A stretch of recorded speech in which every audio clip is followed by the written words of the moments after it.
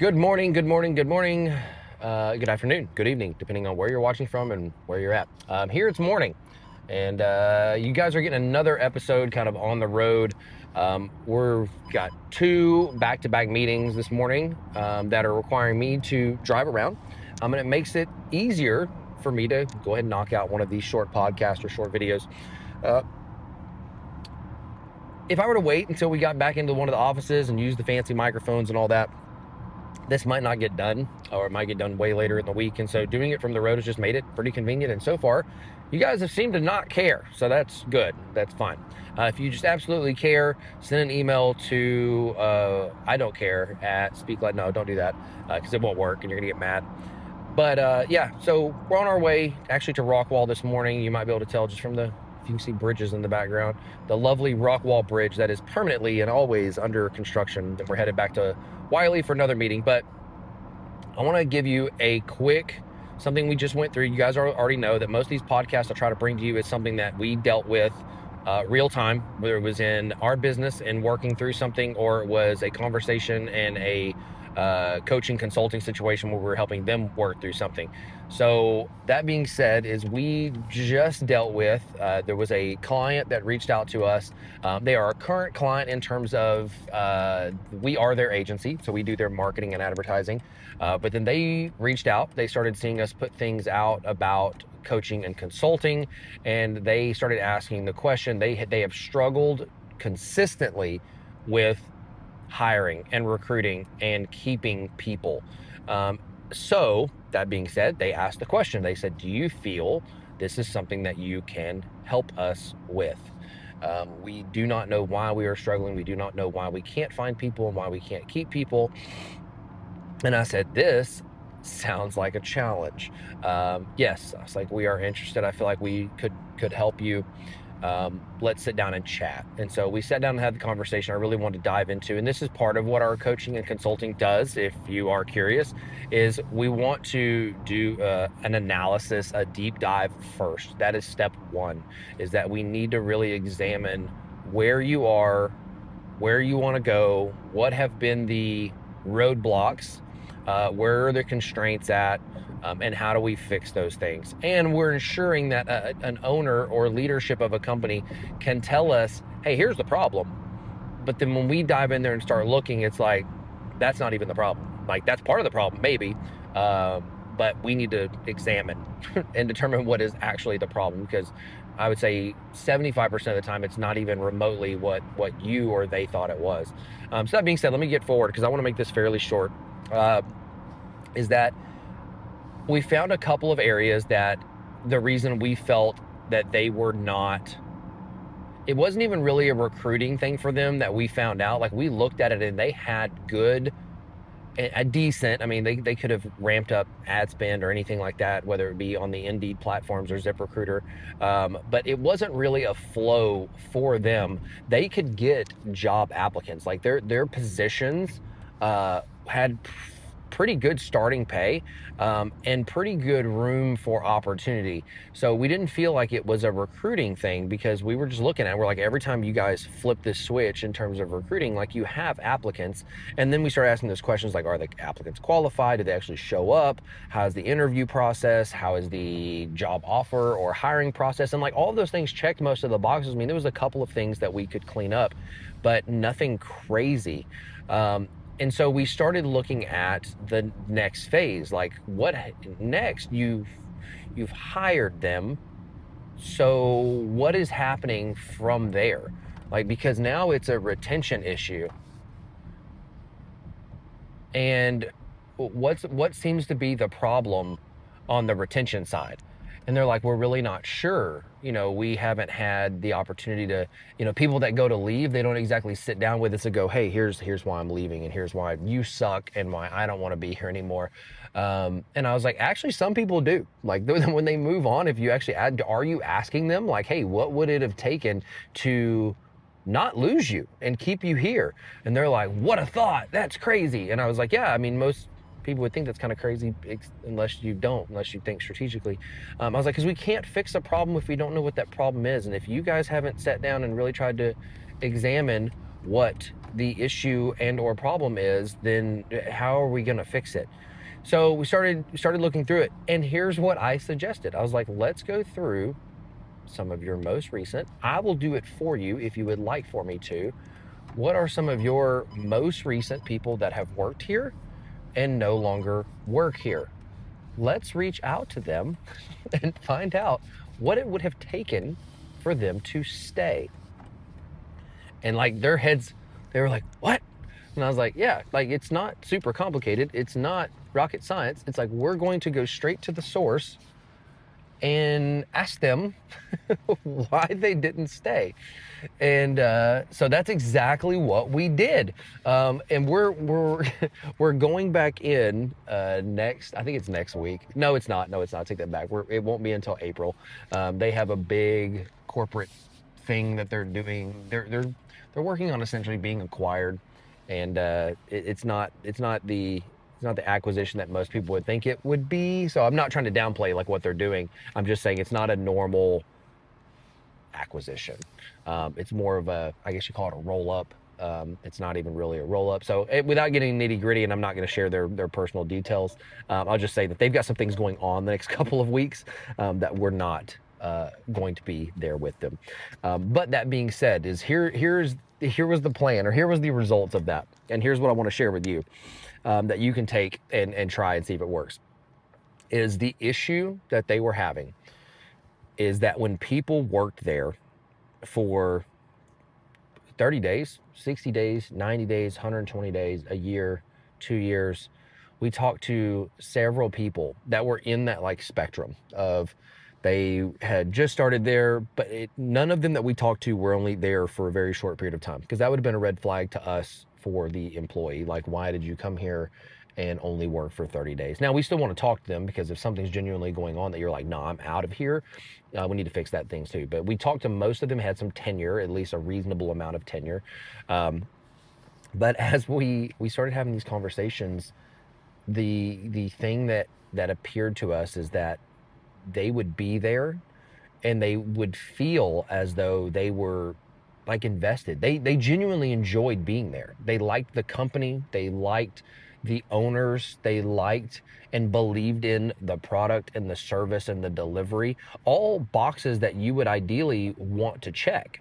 And so, okay, we're like, oh, that looks good. Like, you want that out of your staff, out of your employees. You want them to believe in the product. You want them to like the ownership and the leadership. And so, like, where's the disconnect? Like, there's obviously a reason why you left. So why did you leave?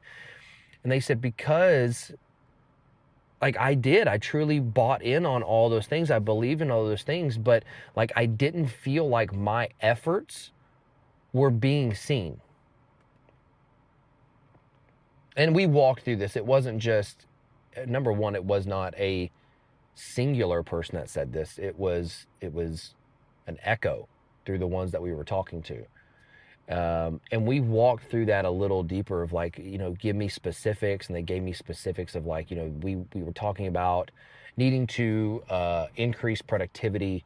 And so I changed this about what I did, and I was actually able to increase the amount of data that we were processing by 20%. And there was one that they had gone in and done something to the CRM system that caused everyone to have essentially easier or faster access on their mobile side. And they felt like those efforts weren't being seen and or rewarded.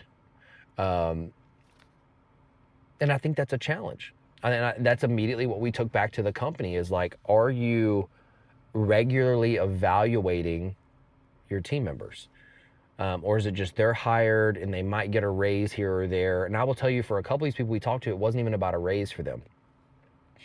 I think ultimately it probably was, but like it was just about that I'm a contributor and that I'm helping and that I'm a part of this thing and that you recognize that. And it was like the kind of pat on the back.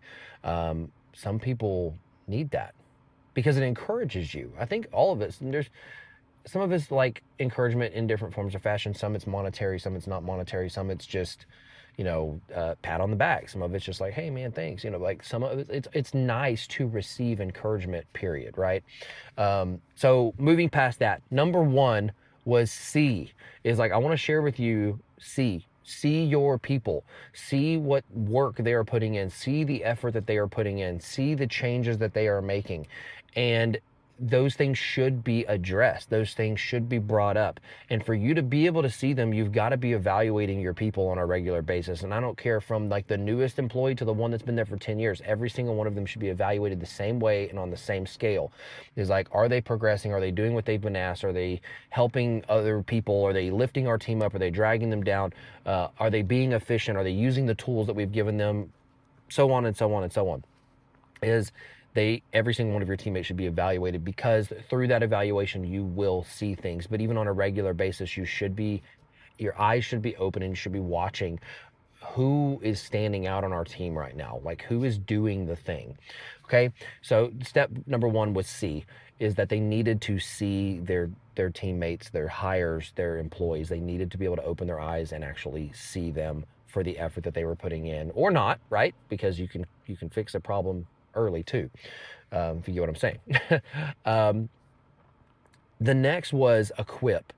Is we told them that another thing that we were hearing from them is like, they weren't seeing them, and they weren't seeing them make these strides, so therefore they couldn't possibly equip these people. When I say equip, I mean whether it's give them tools or it is give them position. I mentioned one about the CRM in particular. So they took and made this adjustment to the CRM, and slowly that information like trickled to the rest of the team, and they were like, oh, cool. So they found out a way to do it, but it was like through the game of telephone. They learned from each other, versus this particular person had gone to leadership and had said, hey, I found this way that it makes this more efficient. And they go, oh, that's really cool. Sounds good. And then they just went and like it became the game of telephone. And I'm not saying that everything has to be about credit and that this person should have been stood up in front of the entire room and said, so and so developed this and came up and found out, and so they deserve all the rewards and the kudos. And I'm not saying that. I'm saying that sometimes your employees want to feel important. Sometimes it would be nice to be like, hey, so Susan figured this out. And even if it's not her presenting it, even if she goes, no, I don't want to get up in front of everybody, and like, maybe she does. Maybe she does. Maybe she has that skill set, and maybe she is your next like trainer that is going to, it could be her skill set, her gifting, whatever you want to call it, but yet you have her in a box, and you took this valuable information that saved everyone so much time and energy, and you went, hey, so if you don't know the app, if you click this and do that, it like, okay, yeah, you let some other people know too. And the whole while, like, it starts spreading and they're doing it, and like, maybe even in your own defense as the owner, like the information never got back to you, that how did we get to this point? But that starts with like, if you as the owner, as the leader, would have seen that happen and like, hey, where did this come from? Okay, back to, he told you, okay, who did you get it from? Okay, so it started with Susan. And that tells me that Susan is like a problem solver. Like, she saw an issue, she went and did some research, she dug into it, she called the rep, whatever she did in terms of fixing the CRM, but like, she's a go-getter. And she just like, what's the amount of time that she just saved the entire organization by having this thought that I'm going to fix this thing. So number one is C. You have to see your people. You have to have your eyes open at all times, and you have to know like who is making progress, who is heading in the other direction. And I will tell you, every single one of these people we talked to said that they would have stayed if these things would have been addressed.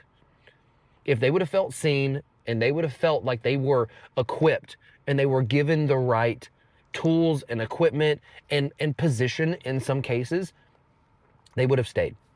And I'm not saying every single person needs to be promoted in your organization on a regular basis to keep them happy and things like that. I would say, but if the situation warrants it, it does. And on the other end of that, when I say equip, there was some of these folks that we talked to that said they felt like their hands were tied. They felt like their hands were tied. They didn't have the CRM. They didn't have a communication app or way to submit useful information. Like, equipped can be tools as well. So it's not just position, it's like tools. It's like, do your people feel equipped? Do you have them doing a job that they can't do super effectively because you haven't given them the right things? Sometimes it takes you investing in your people and in software to be able to take your business to the next level. Sometimes it's just that. The next thing is release. Let them go. Let them do it. Trust. So it's seeing them, it's equipping and empowering them, and then it's letting them do the thing. That was the other side of this. The other people that we talked to is like they were just being honed in on, micromanage, watch from the highest level, sneaking in their emails, looking over their shoulder, all the things. And you're going to argue with me. I get it. You're going to tell me that like, oh, I've got to keep an eye on these people. They might be stealing money. They might be doing this. And you might be right. You might be right. But if you'd have seen them, step one, and then got rid of them, step two, then you wouldn't have had this next equipment and power and then oversight. But you're people who are doing well. If you're seeing them and they're doing what they need to be doing, you're equipping and empowering them.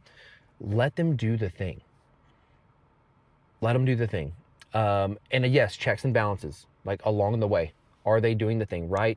Are there some negative things that have been happening? Are they dropping the ball? You can watch that from the outside in and then make those adjustments. There was some of them that told us that, literally every day, like instead of actually being taught how to do something, they were thrown into it. That's what we tend to do.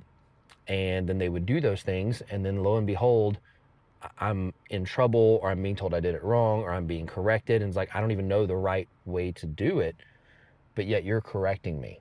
You haven't even shown me, but you're correcting me. So that's a problem. That's a problem. So you have to, if you're giving the people the position and the power and the trust in the first place, then you have to have the trust and the belief to let them do it. So that's what I'm gonna leave you with today. I hope you guys enjoyed this. We will see you on the next one. This is part 2, but we'll probably post it separately, of the podcast we just did. You may notice wearing the same shirt because it's the same day. I left one meeting after I recorded the first one on the way, and then I quietly thought to myself, you know what, there's some context that I would like to give to that topic, something that sparked in my head once again. And it came from the meeting I was in that was along the same lines of what we covered in the previous podcast, which was more about retention of good people than it was about hiring them in the first place. And while I know that some people will struggle with the retention piece, some people struggle with the first part of that, which is getting them or hiring the right people or putting the right people in the right position in the beginning. And so I felt like I wanted to rewind a little bit and go back to that, because that's really where obviously it starts, is that while some of you may have an issue with good people leaving or not able to keep good people, and that's what we essentially covered in the last one, is making sure that you see your people, and that you see the efforts or lack of that they're putting in, that you have some type of evaluation ongoing for all of your staff, from top to bottom, to ensure that you are seeing the effort they are putting in, or the lack of effort or constraints that they are causing or eliminating.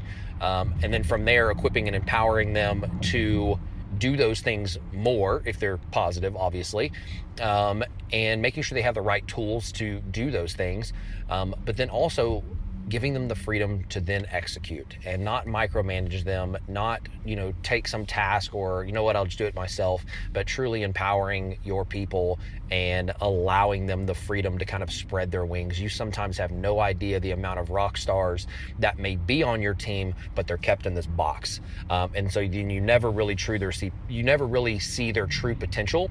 And therefore they are not ever able to see their true potential inside of your organization. And so they move on. So rewind. How do you get to that point in the first place? I sat in a room last week, and then I sat in a meeting this morning where that is their constraint and their problem. Finding good people, identifying good people, and identifying people inside of their own organization that may be the best fit for that position or advancement or whatever. And then also putting the wrong people in the wrong positions. So I want to talk through that just briefly. Is that first and foremost, and this is not a blanket statement, as you know, I like to give those because someone will be in the comments and say, well, that's crazy, you have to da-da-da. And like, I'm not saying this is a blanket statement. I'm saying just in general is that I believe that when you are at the recruitment and or hiring phase of looking for new people, you should implement a DISC assessment, a personality assessment in some form or fashion.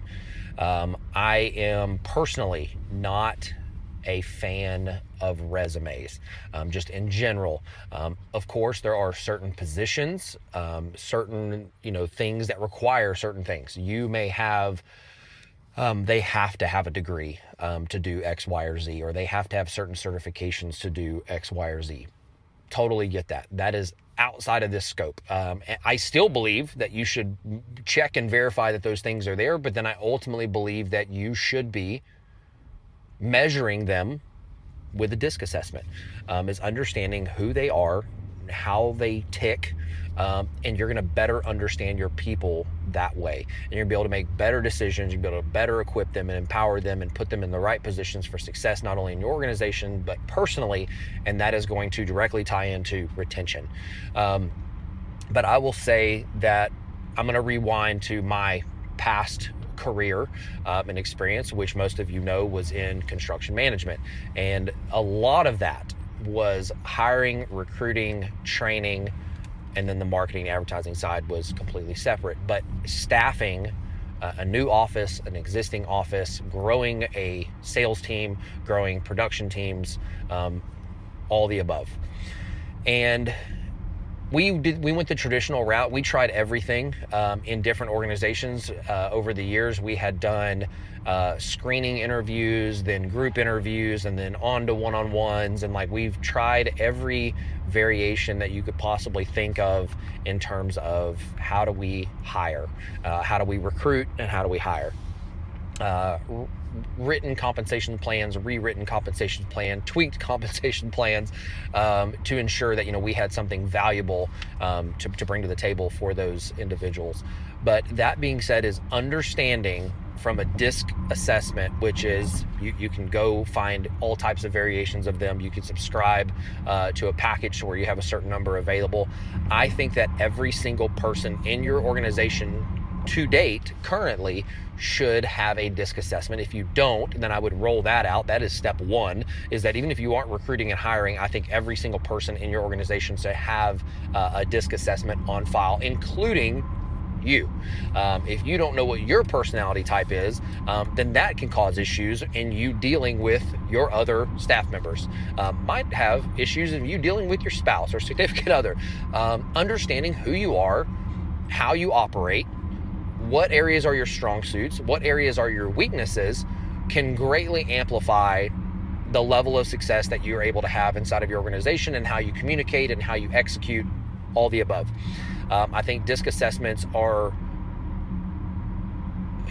in most cases, far more powerful than a resume.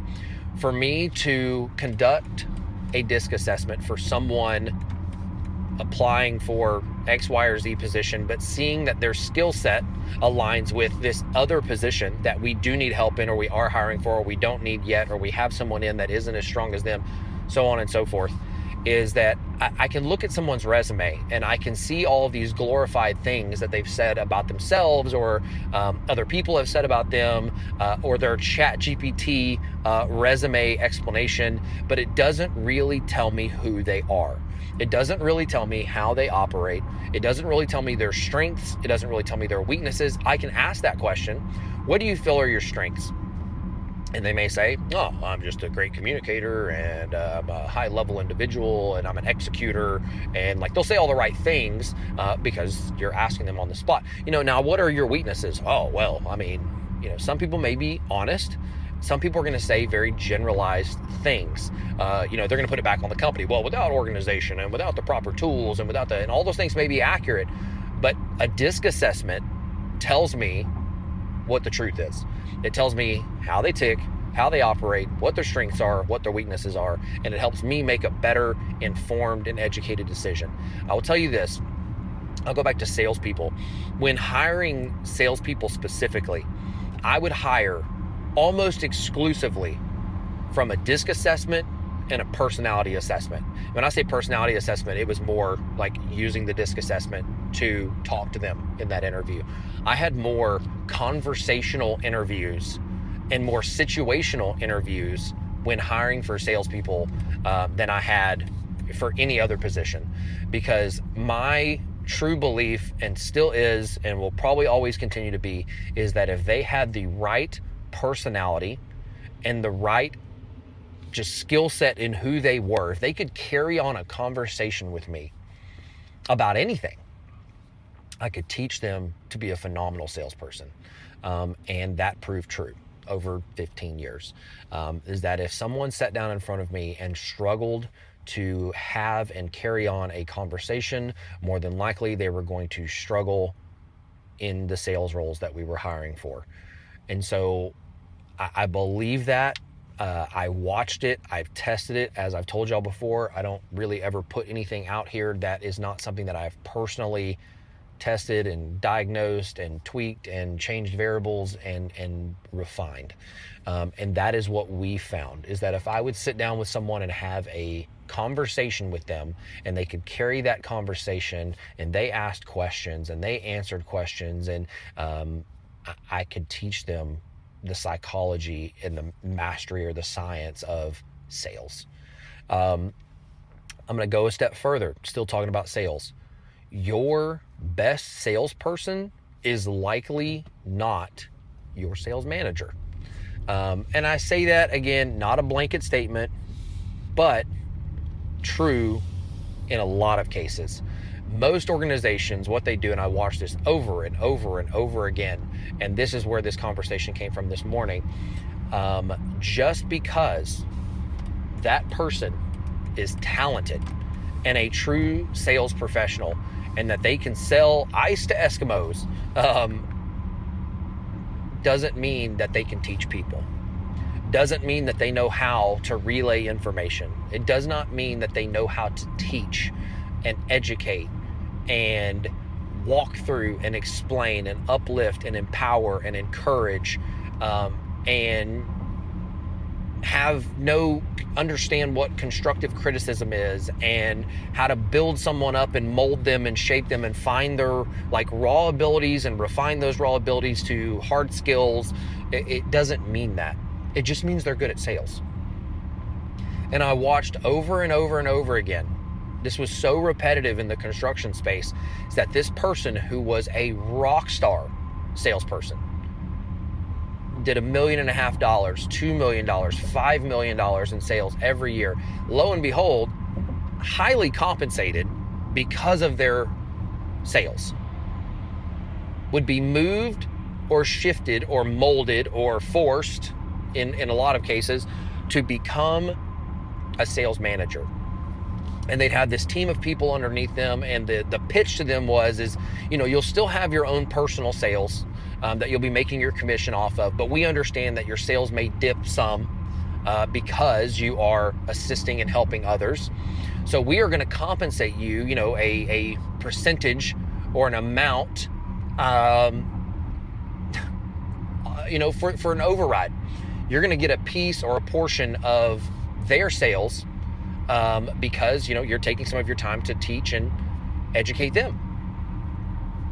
Sounds good, but then what they usually wind up finding out was, I'm not making as much as I was because my time is being taken up teaching these other people, and babysitting is what a lot of them would say, and it's much more responsibility.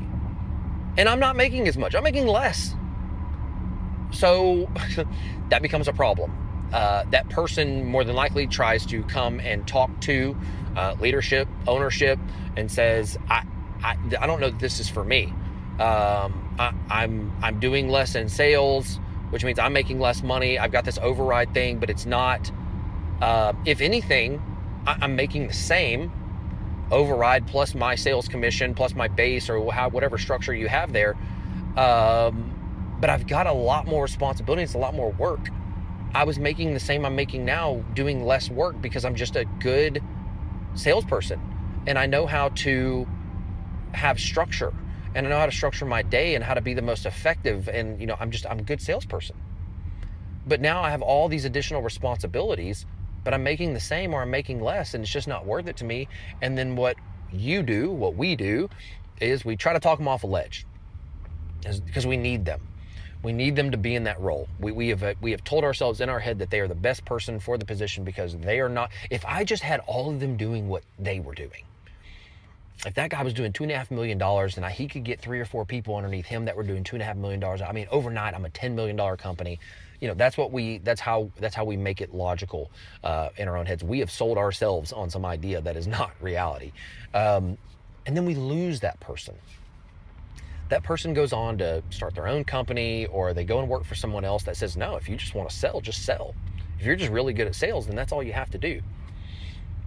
So I would encourage you, when it comes to specifically hiring and recruiting, is that you need to conduct DISC assessment. You need personality assessments. You need to understand how your current people, number one, you need to implement it in your organization right now. And you need to understand how your people operate and how they think and how they tick and what motivates them. And then moving a step further is that you need to do that for every potential new hire, every new position that you're hiring for, forever. I'm not saying you have to completely scrap resumes. I think they can be somewhat important to a certain degree, but I do not think it's what you should be relying on as the end-all be-all source of truth or information, because number one, people lie on their resumes. We all know this. But you never get to know who they are or how they operate or how they think, or what motivates them, which motivation can be paramount there, is knowing what motivates them and what makes them tick as an individual, as a person. And I would just encourage you that implement it. If you do not have a DISC assessment subscription, I would get one, and I would implement it. I would have it be a part of your pre-interview process. I would have them take the DISC assessment when they apply. You can automate a lot of these things. It can be an email that goes directly to them, and you will be shocked at the amount of information that you are able to obtain about those individuals. And you will see, I almost guarantee it, I don't put guarantees on a lot of things just because it is your effort to not only implement this DISC assessment, it's also you have to know how to read them, take the time to read them, go through them, and how to identify this personality type is best for this, and this personality type is best for this. And these are the key characteristics we're looking for out of this position, that position, and then identifying and matching those up with DISC assessments.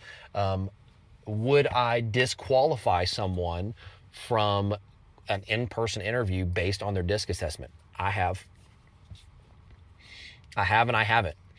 It depends on the position. If I'm hiring for something very specific, and I know that just based on experience that they need to have these strengths in these certain areas, and this person is extremely lacking in those areas, then I will not invite that particular person in for a in-person.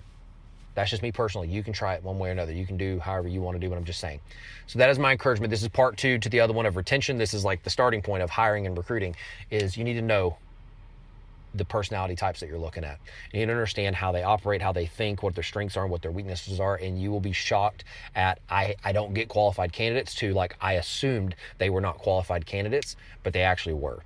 I was just looking at it the wrong way. I didn't fully understand how they operate, how they tick, what motivates them, and now I do. So I know, just like I said with sales, but this applies across the board. This could be receptionists. I don't care. I know what motivates them. And if I can motivate them, then they'll perform. So hope this is helpful, you guys. I'm going into the next meeting. See you on the next one.